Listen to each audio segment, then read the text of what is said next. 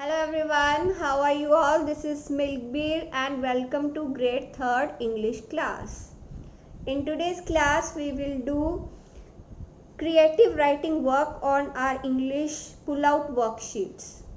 So how to go for this work? Let's see in my today's video. In our writing skills, we will do worksheet number 1, don't litter. Reading time. What is littering? Littering क्या होता है? All of you must have seen bits of paper, packets, plastic bags lying all around when you go out for a walk or step outside your home. That is called litter.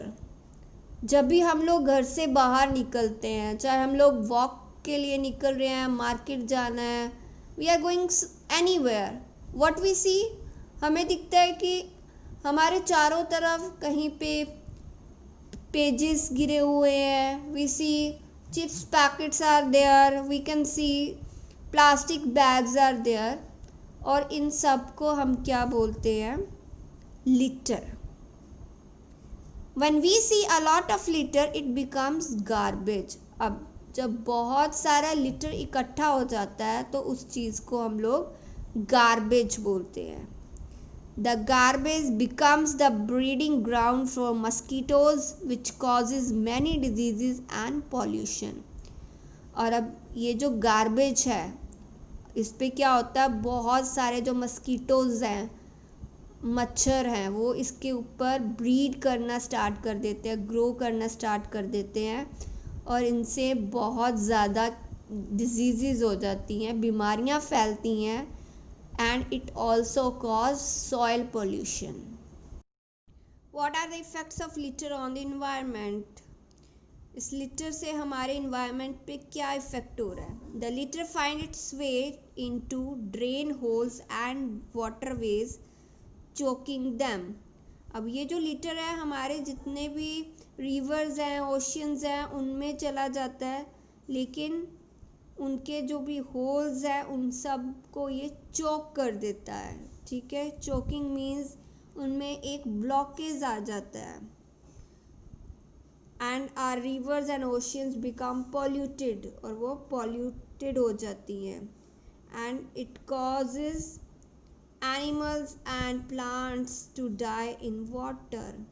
अब इस polluted water को पीने से बहुत सारे animals and plants जो हैं वो मर जाते हैं. What should we do? हमें क्या करना चाहिए to stop this? Make proper use of dustbins. Keep reminding others not to litter. Dustbins का यूज़ करना चाहिए और हमें दूसरों को भी गार्बेज फैलाने से रोकना चाहिए. Reading this passage, it's check-up time. You will read this passage, then you will answer these questions. Define litter. A dash of litter becomes garbage. Garbage is not good for us. Why? Garbage हमारे लिए अच्छा नहीं है. क्यों? What happens to animals and plants due to pollution? Animal और plants को pollution के कारण इनके साथ क्या होता है? How can you stop littering? हम लोग littering को कैसे stop कर सकते हैं? Complete the thought map. Garbage, it causes, tell people to, breeding ground for, it chokes. You fill this blanks by reading the above passage. Next is grammar focus.